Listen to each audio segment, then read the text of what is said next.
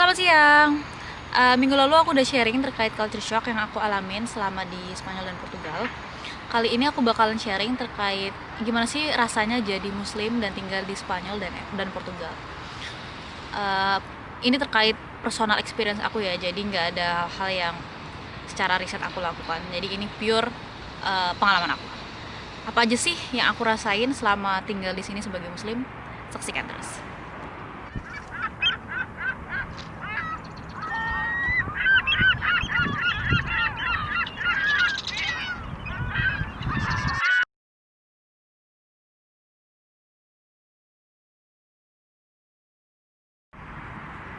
Oke, pertama aku bakal bahas terkait tentang Spanyol, specifically di Cordoba. Nah, waktu itu aku tinggal di Spanyol kan 6 bulan. Jadi selama aku tinggal di sana, aku kalau pertama masalah makanan ya, maksudnya aku nggak pernah beli makanan dengan menu daging di luar rumah gitu. Jadi biasanya aku beli makanan seafood, kayak misalkan paya kan ada yang seafood, ada yang veggies gitu. Biasanya aku beli yang seafood. Dan atau kalau masak pun aku beli makanan seafood kayak gitu. Buat teman-teman yang vegetarian juga bisa beli makanan vegetarian gitu kan. Tapi kalau daging itu kebetulan karena Cordoba kecil, jadi aku nggak nemuin toko halal gitu, toko halal daging. Jadi aku nggak pernah masak daging di Cordoba. Dan ketika main ke tempat lain kayak di Madrid sih sama di Sevilla itu ada banyak restoran halal, jadi cukup mudah lah buat cari makanan halal di beberapa tempat di Spanyol kayak gitu. Oke. Hal kedua itu masalah tempat ibadah. Di Cordoba sendiri itu yang seperti aku bilang tadi sebelumnya bahwa itu kota kecil. Jadi aku selama di sana baru nemuin satu masjid kecil gitu di dekat Mezquita Katedral. Itu masjid kecil banget emang. Jadi kayak cukup buat saf wanitanya, mungkin cukup buat 3 saf. Dan emang kalau di Cordoba nggak ada bunyi azan ya, meskipun dulunya adalah pernah diduduki oleh kerajaan-kerajaan Islam, tapi tidak ada bekasnya gitu, nggak ada bekasnya di Cordoba terkait itu. Jadi aku seringnya sholat di rumah kalau masalah sholat kayak gitu. Dan waktu sholatnya itu juga ganti-ganti sih sesuai musim. Jadi buat teman-teman yang tinggal di luar negeri itu alangkah lebih mudahnya untuk install aplikasi Muslim Pro. Ya, aplikasi apa aja yang bisa kasih tahu teman-teman terkait waktu sholat, kiblat. Ya, itu sih 2 hal yang paling aku pakai biasanya di aplikasi Muslim Pro. Terus gimana sih orang-orang melihat aku sebagai Muslim dan pakai jilbab gitu kan ya? Karena Cordoba itu memang nggak kayak kota segede Madrid ataupun sekarang aku tinggal waktu itu di Lisbon yang lebih diverse, multicultural kayak gitu. Mereka agak, yang aku rasain ya, karena beberapa kali ketika aku di mall atau di toko besar kayak gitu, terus nemuin orang tuh kayak gimana gitu ngeliatin aku kayak you look different kayak gitu. Jadi yang aku lakuin sih kadang ketika diliatin gak enak gitu, aku liatin balik aja, kayak we stare each other gitu. Jadi kayak gak lama stare, abis itu dia ngerasa kayak bersalah gitu kan, mungkinnya kayak ngeliatin aku dengan tatapan yang aneh, dan aku tetapin balik aja karena aku juga gak merasa bersalah gitu kan ya, kayak ya ngapain gitu. Jadi beberapa kali sih aku pernah dapet kayak tatapan yang bisa sinis atau bisa juga tatapan kayak oh kok lo aneh gitu kan. Itu sih kalau di Cordoba. Nah, tapi so far aman, mereka nggak yang aneh-aneh gitu. Cuman ya dua kali sih aku cuman ngedapetin kayak gitu. Terlepas dari itu, mereka kan emang bener-bener orangnya friendly ya. Jadi ketika ngomong pakai bahasa Spanyol, mereka ngerasa kita tuh kayak keluarga gitu, kayak mungkin kayak teman lah, bukan keluarga ya, tapi ngerasa kayak lebih dekat gitu dan lebih enak komunikasinya. Terlepas agama aku apa, terlepas aku pakai jilbab, mereka tetap ramah orangnya. So far ya, selama aku 6 bulan hidup di sana.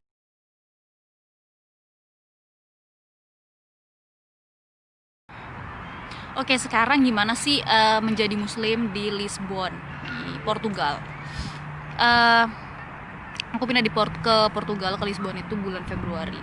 Dan enaknya tinggal di kota besar adalah akses untuk belanja makanan halal itu luas ya. Jadi karena Lisbon juga diverse, multicultural, lebih banyak, mungkin karena banyak imigran juga di sini. kayak India, Bangladesh kayak gitu-gitu. Dan itu akan lebih mudah buat aku sebagai pelajar juga buat beli-beli daging halal. Itu di daerah Martimonis ada satu alley gitu, jadi satu kayak gang gitu yang isinya semua adalah penjual daging halal dan murah banget. Jadi waktu itu aku habis 20 euro, tapi 20 euro itu dapat daging 2 kilo daging sapi dan ayam gitu. Waktu Idul Fitri aku beli. Jadi tinggal di kota besar itu lebih enak aksesnya buat beli daging, terutama daging halal kayak gitu. Dan restoran pun juga beberapa ada, tapi aku biasanya waktu itu cuma sempat beli daging karena lockdown kan ya. Oke, masalah tempat ibadah di Lisbon waktu itu. Nah, lagi-lagi karena Lisbon kota besar, jadi akses buat tempat ibadah juga lebih mudah. Nah, buat teman-teman yang butuh sholat Jumat, buat cowok-cowoknya, itu ada beberapa masjid besar gitu di Lisbon. Aku lihat di sentral ada masjid yang gede banget buat ukuran kota gitu ya. Bukan kayak Indonesia, tapi ini kota di luar negeri gitu kan, dan di Eropa. Dan ini gede banget masjidnya. Biasanya buat sholat Jumat. Dan ada beberapa, nggak cuma satu. Itu sih. Tips kalau di kantin sekolah itu kan biasanya, kebetulan sih tinggal di Lisbon waktu itu dan di Coimbra pernah nyobain juga. Jadi di kantin sekolah mungkin kan teman-teman ngerasa nggak aman gitu ya mau makan makanan yang kayak daging gitu kan. Tenang aja teman-teman, karena mereka punya porsi menu vegetarian dan juga menu ikan. Jadi aku biasanya sih selalu makan menu ikan gitu kan ya, karena nggak vegetarian juga sih aku, tapi ya kadang menu ikan tuh enak dan pengganti daging gitu kan ya. Dan jarang kok mereka punya menu daging kalau di kampusku waktu itu ya. Dan itu sih fine aja menurut aku. Kalau aku tuh fine aja. Tapi kalau teman-teman prefer buat sayuran aja biar lebih aman, mungkin ya monggo. Dan mungkin lebih aman lagi masak sendiri sih sebenarnya kayak gitu.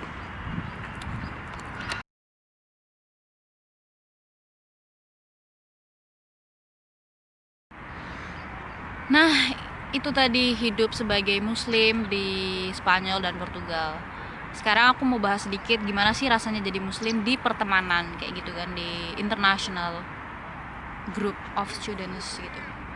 Aku kan di kelas sendirian pakai kerudung. Dan mereka tuh nganggep ketika orang pakai kerudung dan muslim itu bisa bahasa Arab gitu kan. Malu dong aku karena aku nggak bisa bahasa Arab. Terus nggak terlalu agamis gitu kan ya. Jadi ternyata beban moralnya lebih tinggi ternyata ketika pakai kerudung dan di luar Indonesia kayak gitu. Orang berekspektasi tinggi gitu terhadap penampilan luar yang kita tunjukkan gitu. Jadi aku ngerasa ya gitu deh, jadi ngerasa kayak I'm not really good muslim, tapi I want to learn gitu. Jadi aku masih berproses, aku bilang gitu ke temanku. Gitu sih. Apalagi ya, teman-temanku tuh suka heran gitu karena kan kalau pakai jilbab, mereka suka nanya kenapa harus pakai jilbab gitu kan ya. Mereka suka nanya juga kenapa harus sholat, suka nanya juga kenapa nggak makan daging. Aku biasanya jawab sesuatu sesuai analogi sehari-hari gitu. Jadi misalkan, kenapa sih kamu sholat? Toh ada orang yang nggak sholat gitu kan. Terus aku bilang sholat itu kayak kebutuhan. Kalau buat aku itu kayak kalau kita tuh kan 3 kali sehari makan gitu kan, sarapan ya. Ada orang yang nggak sarapan mungkin, tapi buat aku sarapan itu penting kayak gitu. Jadi gimana aku menganalogikan sesuatu itu dari hal-hal di kehidupan sehari-hari ya gitu, biar lebih didapat sama mereka gitu sih. Terus misalkan kenapa pakai jilbab gitu kan, nah aku jelasin aja kalau itu tuh kalau di agama aku menutup aurat. Aku bilang kayak rambut, hal-hal kayak gitu perlu ditutup kayak gitu. Jadi ya ini juga lagi-lagi pilihan. Terus ada yang tanya, si itu juga muslim kenapa nggak pakai jilbab gitu kan. Ya balik lagi aku bilang gitu, misalkan kamu agamanya apa, misalkan oh Kristen, nggak mungkin ada kan kamu teman yang dia Kristen tapi nggak ke gereja gitu. Itu balik lagi itu juga pilihan gitu. Jadi mungkin ilmu agamaku belum tinggi, masih cetek banget di Islam, tapi aku coba gimana menjadi agen muslim yang menggambarkan kedamaian dan juga intelektual gitu. Wanita yang bisa jadi orang lihat oh muslim, melihatnya kayak oh konvensional banget gitu, mungkin pakai kerudung. Tapi aku membawa diri aku bahwa aku muslim, aku wanita, dan aku bisa dan aku itu kritis, dan aku juga berpikir terbuka kayak gitu. Gitu sih yang biasanya 3 hal yang aku bawa dan aku tonjolkan di diri aku ketika berkomunikasi atau bersosialisasi dengan teman-teman di grup aku. Terus apa lagi ya? Terus masalah minum. Jadi teman-teman aku tuh tahu gitu kalau aku nggak minum alkohol gitu kan. Karena kebanyakan mereka kan minum. Mereka tuh sempat bilang gini, do you drink coffee? Like, ya gue minum kopi juga kali ya, kayak ya kali gue cuma minum air putih gitu kan. jadi ya aku nggak minum alkohol tapi aku minum kopi gitu, dan itu shock juga, maksudnya aneh gitu buat mereka, tapi ya oke. Nah, aduh silau lagi. Jadi ceritanya tuh kayak gini aja, nggak usah deh ya. Oke, jadi apalagi ya, jadi waktu itu pernah aku tuh ikutan kayak konsules di Cordoba gitu. Jadi rutenya itu adalah ke pabrik coklat, terus ke museum pabrik wine. Itu pabrik wine tuh kita nyicipin beberapa jenis wine gitu kan. Jadinya seru banget gitu. Dan waktu ada orang lewat, dan waktu bagian kita nyicipin, ada lagi. Jadi waktu kita bagian nyicipin wine itu kan, aku nyicip, dia tuh wine sama sirup. Jadi aku nyicipin sirup-sirupnya. Jadi kayak ada 11 spot gitu. Jadi aku nyicipin 11 sirup, 5 spot gitu, sirup-sirup gitu. Nah, waktu di spot ke-7 atau ke-8 itu mereka tahu aku pakai jilbab kan. Jadi mereka bilang, "Oh, enggak usah, kamu enggak usah nyoba yang ini tuh beralkohol," dia bilang gitu. Aku ngerasa mereka considerate banget gitu. Paham banget kalau mungkin punya prior knowledge sebelumnya bahwa muslim nggak minum alkohol gitu kan ya. Aku tersentuh. Nah, ada masalahnya menurut aku agak sulit gitu menepisnya guys. Jadi menepisnya, jadi kan kalau Spanyol kayak waktu aku jelasin di culture shock kemarin, bahwa mereka tuh kan touchy banget, peluk cium gitu kan ya. Beberapa orang itu kadang kayak kita nggak bisa sigap gitu, tiba-tiba baru kenal nih, ceritanya waktu itu ketemu sama teman cowok 2 gitu kan, satu teman cowok aku ini, terus ketemuan kan, abis nonton bareng, abis tuh udah peluk cium gitu, nggak ada aba-aba gitu kan, jadi nggak bisa ini ya. Nah, menurut aku sih buat teman-teman yang emang membatasi buat tidak bersentuhan, mungkin dari awal emang dijelasin bahwa saya tidak bersentuhan gitu. Tapi aku masih belum bisa ke tahap tidak bersentuhan sama sekali gitu guys. Itu sih, tapi terserah teman-teman gimana mengkomunikasikan itu. Memang dari awal, mungkin dari awal perkenalan diri kayaknya mungkin ya, karena mereka nganggapnya kalau udah sekali nggak terlalu, maksudnya sekali bisa peluk itu akan peluk terus gitu. Gitu sih, jadi menurut aku mungkin bisa dijelasin di awal-awal banget. Sebagai cewek muslim di negara non muslim, buat teman-teman yang prefer mungkin cari pacar yang juga satu agama, saran aku sih banyak-banyak menjaga diri dan istighfar. Karena cowok-cowoknya mencakap-cakap banget gitu kan ya, menurut aku, tipe kalau aku gitu.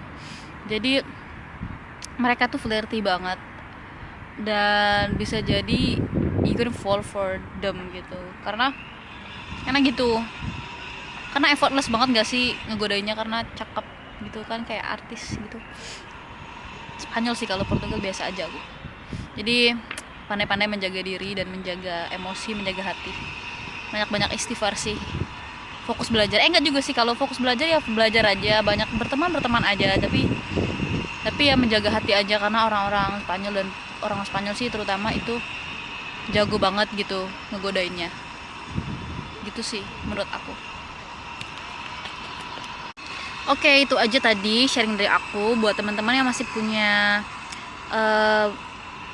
pertanyaan atau hal yang ingin diketahui terkait kehidupan aku di Spanyol dan Portugal, bisa type di kolom komentar. Nanti coba aku bahas. Gitu. Dadah. Jangan lupa subscribe.